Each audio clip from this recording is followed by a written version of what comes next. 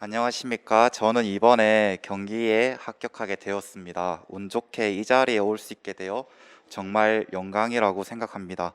우선 저는 총 4번의 시험을 쳤고, 초수 때, 재수 때는 1차에서 불합격하였고, 3수 때는 이제 1차는 합격하였지만 최종에서 탈락, 그리고 이제 4수에 돼서 이제 합격하게 되었습니다.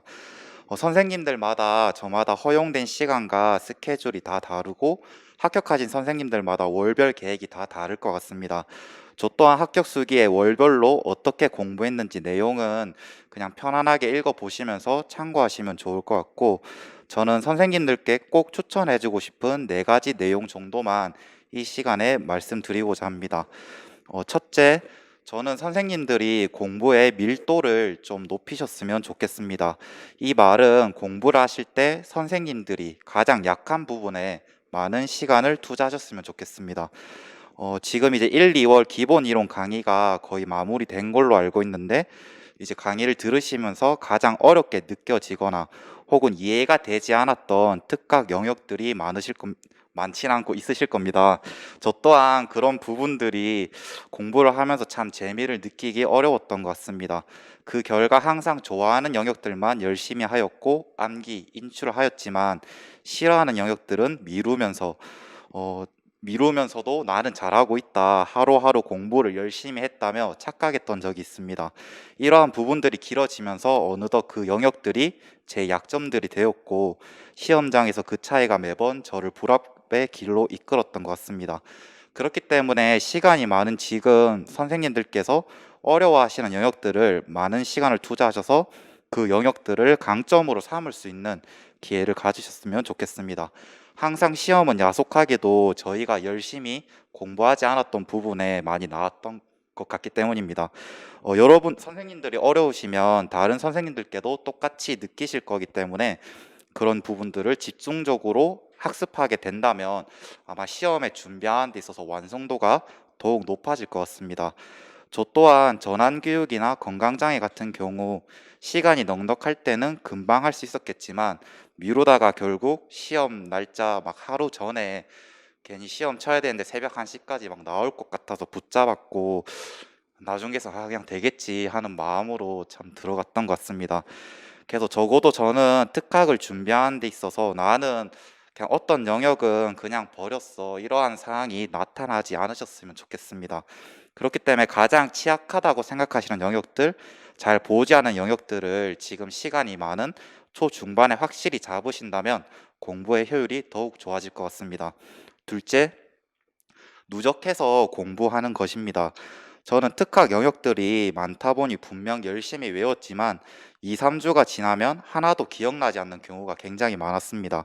그래서 저는 생각해 본 것이 시간이 오래 걸리더라도 항상 누적해서 복습을 해 나가면서 공부를 하는 게 가장 좋지 않을까 생각하였습니다.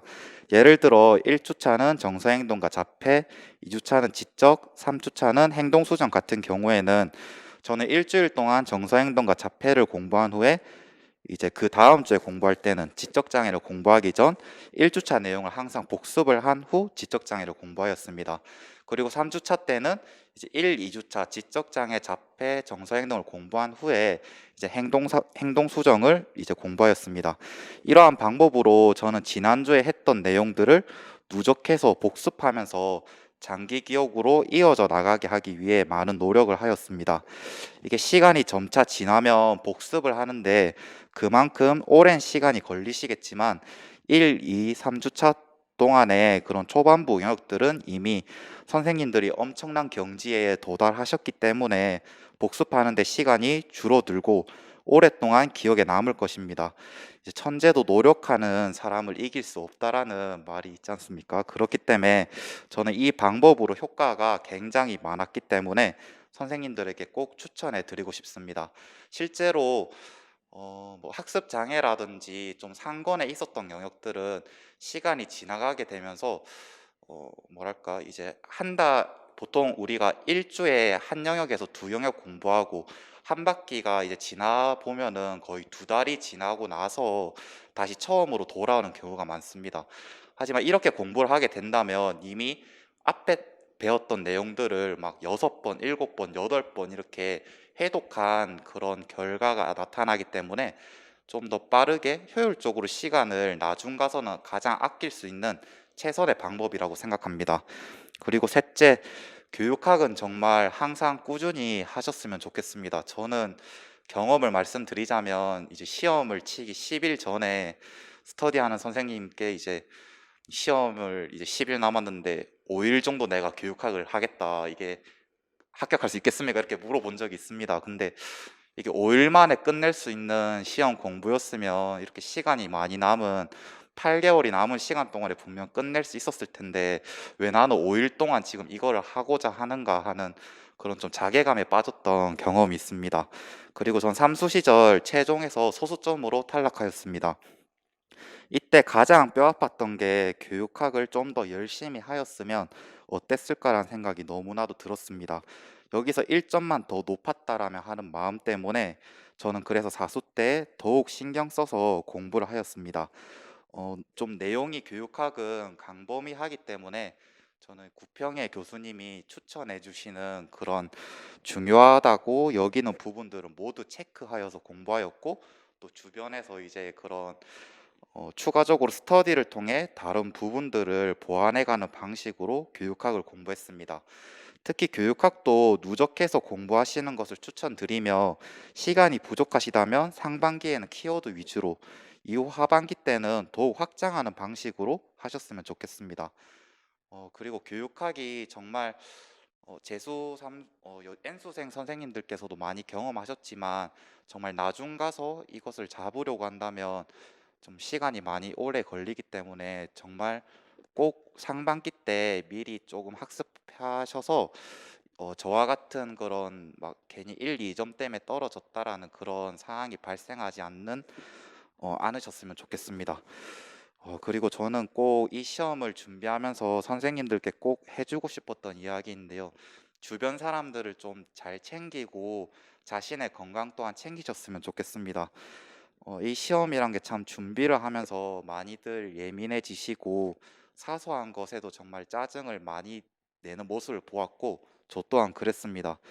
제가 늦잠을 자놓고서는 부모님이 막 밥 먹고 가라는데 시간 없다고 짜증내고 막 스터디 카페에 가서는 엄마 아빠가 나오는 괜히 웹툰 보면서 막 눈물을 찔끔하는 그런 참 네, 그때 생각하면 왜 그랬는지 싶은데 사실 이게 결과만 좋으면 사실 모든 기억들이 참 희석되고 추억이 되는 것 같습니다.